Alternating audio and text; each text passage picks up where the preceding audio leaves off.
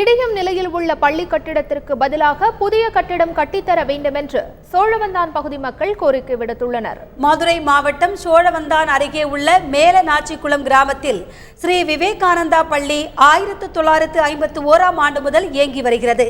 தற்பொழுது பெய்து வரும் தொடர் மழை காரணமாக தண்ணீர் வகுப்பறைக்குள் செல்வதாலும் ஓடுகள் உடைந்துவிடும் நிலையில் இருப்பதாலும் பள்ளியை பூட்டிய கிராம மக்கள் தங்கள் சொந்த செலவில் தனியார் கட்டடத்தில் தங்க வைத்துள்ளனர். சிதிலமடைந்துள்ள பழமையான இப்பள்ளிக்கு புதிய கட்டிடம் கட்டித்தர வேண்டும் எனவும் மாணவர்களுக்கு அனைத்து அடிப்படை வசதிகளையும் ஏற்படுத்தி தர வேண்டும் எனவும் அப்பகுதி மக்கள் அரசுக்கு கோரிக்கை விடுத்துள்ளனர். மேல்நாச்சோளத்துல இந்த ஒரு ஸ்கூல் தானே இருக்கு, விவேகானந்தா நடுநிலைப்பள்ளி ஒன்று தான் இருக்கு. இதுக்கு 8வது வரை முன்னாடி இருந்துச்சு, கொஞ்சம் இடிபடவுமே 5வது வரையும் தான் இருக்கு. திரும்ப இந்த 5வதுக்குமே பிள்ளைகள் எல்லாம் போறாங்க. அப்புறம் என்ன பண்ணுறது, ஸ்கூலையும் மொத்தமாக தான் இடிபட போகுது. மழை காலத்தில் பிள்ளைகள்லாம் அந்த தண்ணிக்குள்ளே வேலை படிக்க முடியுமா? வேறு இடத்துல வாடகை எடுத்து வச்சுட்டு இருக்காங்க.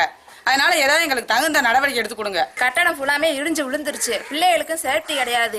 இங்கே இருக்கிற கட்டடமும் இடிஞ்சு விழுக போகிற மாதிரி இருக்குது. 2 மாசமா அடமலை பிடிச்சிக்கிருச்சு. முன்னாடி ஸ்கூல் முன்னாடி எல்லாமே வெறும் தண்ணியாக கிடக்குது.